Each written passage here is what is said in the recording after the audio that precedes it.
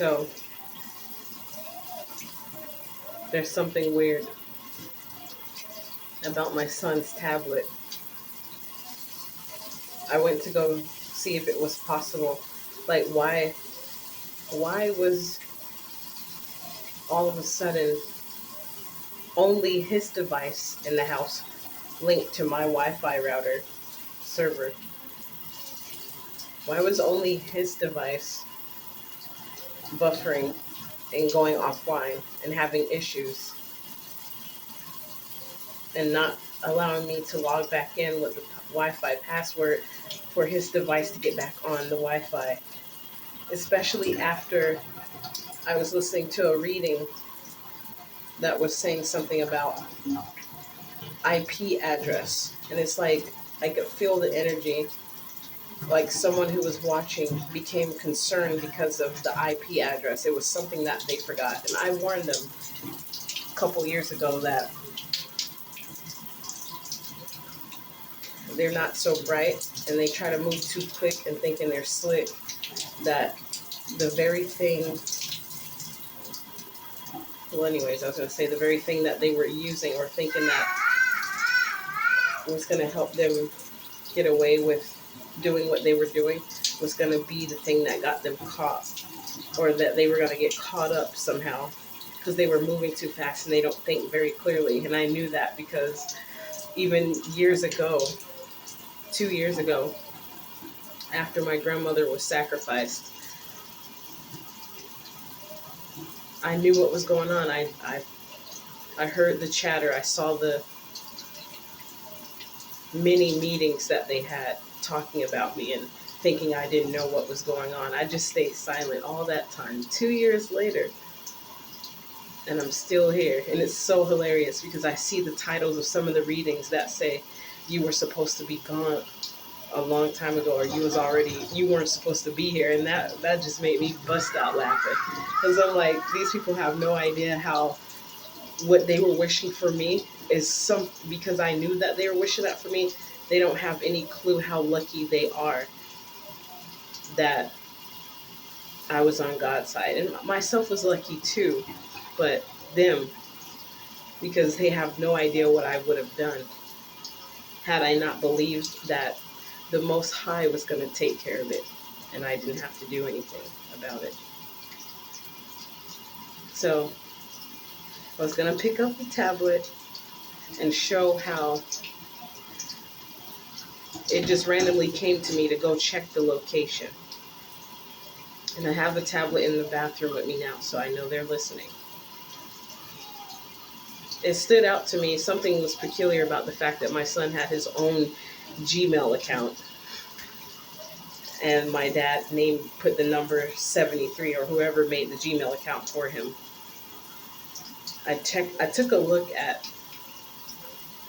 the location to see if I could turn it off. And it was not allowed. Not allowed. I just saw 333 a few seconds ago.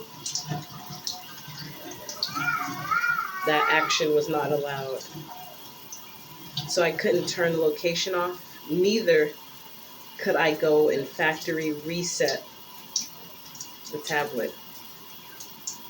That action was also not allowed.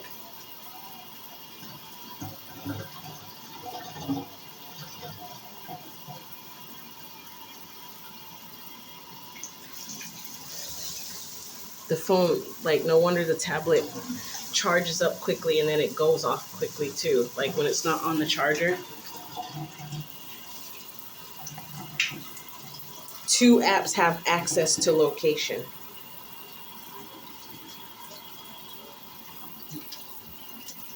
No apps have requested location recently. It says, if you have questions, contact your IT admin.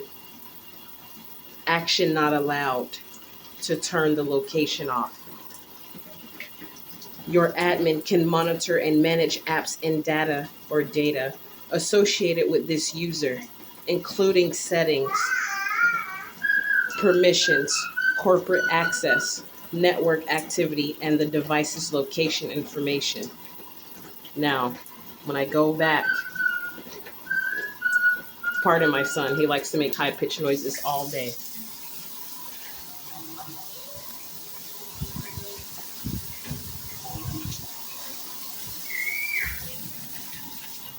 Now, I went to system. I clicked on system.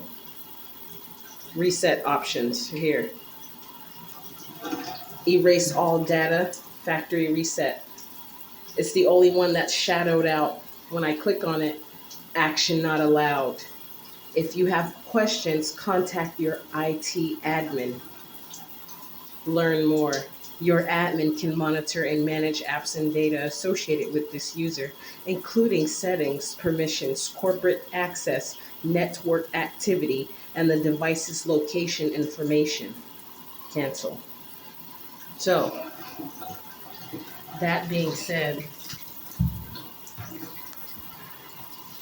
the only other person, the only people who could have given my son that device are the people who were watching him while I was unjustly put in the psychiatric hospital for 2 weeks, or about 2 weeks.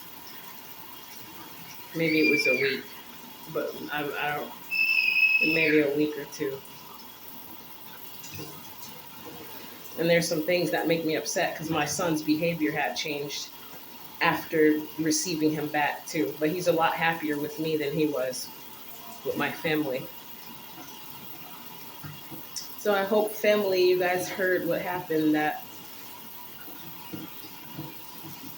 obviously you're caught, and that I know you know we were being monitored. Because if we weren't being monitored and you didn't know about it, no, I don't believe that's true. Want to know why? Because when Scottish Rite, crispy, crunchety, black, ashy ass nigger, David Lofton, mentioned something about going to Alabama, and the same day you text me something about warnings about going to Alabama and saying it was the Holy Spirit, how could the Holy Spirit not tell you about what I'm going through and what's going on with me?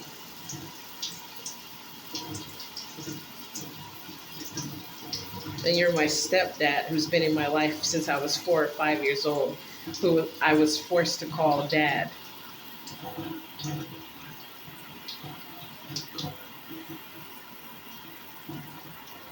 And I knew you didn't like me. You had an agenda when you came to my mom's life, but you guys technically had an agenda for each other. But anyways, I'm not going to get into that. But wow, where's that Holy Spirit now? I'm certain you must know something about what I've been going through. That explains why you got real quiet when I said one day I was going to talk to my mom and let her know about the things that had been happening and what was going on with me. And when you heard me say that, you rarely ever pay any attention to me. But when I said that, I got your attention loud and clear.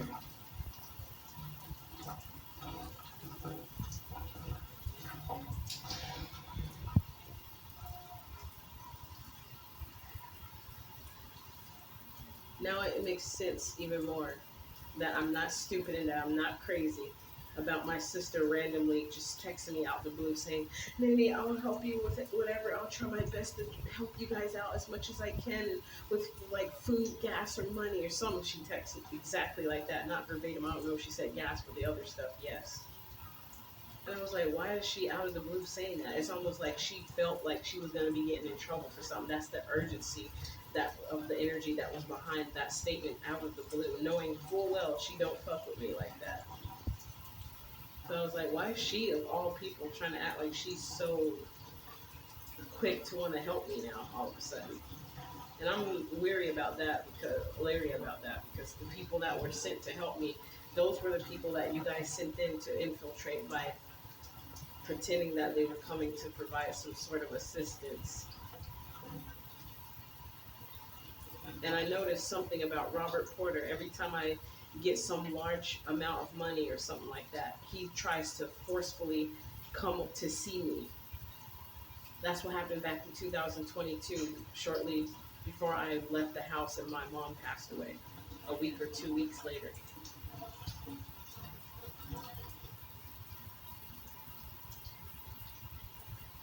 And when my grandma died, we went to the funeral. My dad was randomly talking about something like, well, you know, you gonna live longer than me anyways. And then I turned around and I said, how do you know? I don't know what made me say that.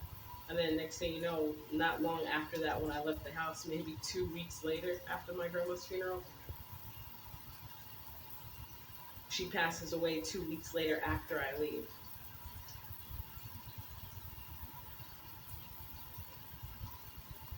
And when I was listening to one of the readings about hearing about someone saying it was SAA Karmic Tarot and someone else, I can't remember, but they were mentioning about how there's someone who worked for the government or used to work for the government.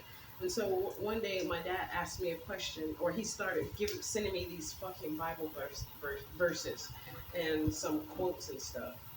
And I'm like, why is he doing this? Like, it's because it felt like it could have possibly been a facade or something, you know? So I was like, this is sort of unusual, but I'll play along.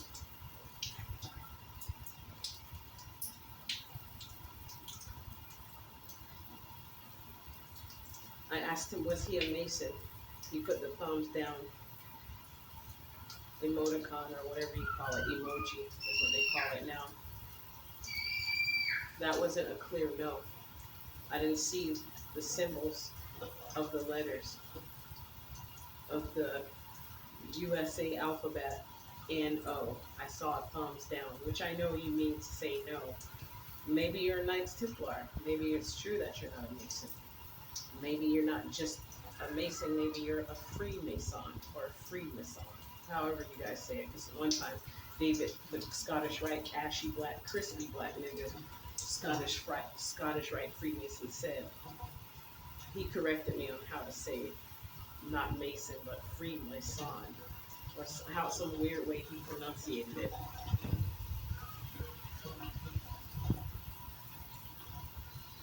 And then there were some things that I remember my dad saying when I was homeless, and then I came back briefly. He said you was so in a hurry to get your inheritance. Like, who the fuck says some shit like that randomly out the blue when someone's homeless and then they come back to your house temporarily? I was sitting there to gather information. When I went home, I saw that you guys went through my personal belongings, which I left behind intentionally anyways, because I didn't give a damn about no materialistic shit. You went through my paperwork and then told me, oh, don't worry about that. We were looking for something. In my mail, in my paperwork, what could you possibly need from what something with my name on it? You already know my name.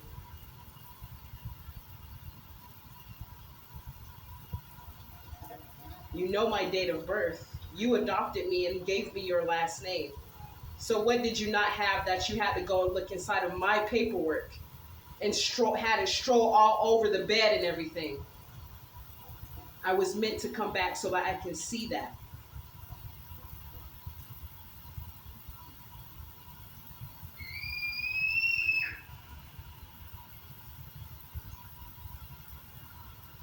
So you mean to tell me the Holy Spirit told you about me about to go make a decision to go with the Scottish Rite Freemason to Florida because he kept begging me to go on that trip, but he tried to traffic me. Even one of the fucking MPD lawyers had said something about, oh, honey, it's, from what you're telling me, you were about to be trafficked. It's a good thing you got out of there. It was somebody helping me with the appeal because of a denial I got from the background check unit when I was already working as a medication tech and caregiver at Marquis Piedmont. Then they sent in these random hoes to come in the office, and they started saying I needed fingerprints and shit. And they also was discriminatory and was trying to get rid of us African American women off the night shift out of there. Another woman was already saying it. She saw clearly what they were trying to do, so she already gave us the warning about what was going to be taking place, and that's exactly. She was the first one who got fired, and they lied. And the maintenance man that was working there, Mr. Strobridge or Trowbridge, I think his name was. lied and said she was sleeping and that we allowed her to sleep. So they had us sign this paperwork. And one woman, she refused to sign the paperwork and they still fired her anyway. So I like how you guys like to think you're so smart and strategic. But it was God's will anyway that I didn't want to go back and work for such a fucking ratchet ass company with people who, there's some things that I know about what that goes on in Marquis Piedmont, so I'm exposing it now to let people know to be careful when you put your family in these nursing homes, because not only do the people who are the employees work there that do bad things, but some of the head people in charge know about some of the stuff that goes on and they allow it. And they get rid of the people who actually give a fuck and try to say something, but they don't want to uphold what they're supposed to do on their end because it costs too much fucking money out of the budget of money that they can have access to.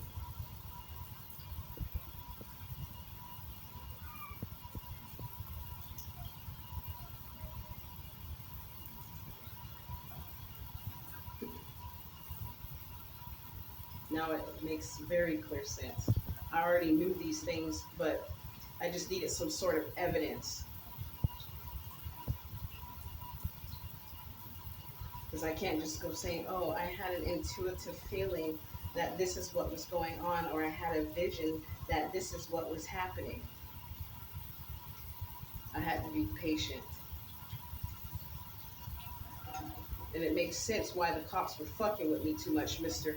You used to work for the government, which is what you stated when I asked you a question about being a Mason, and you said you put the thumbs down, Dad, and then said, and I used to work for the government. Why would you say that? I didn't ask you that.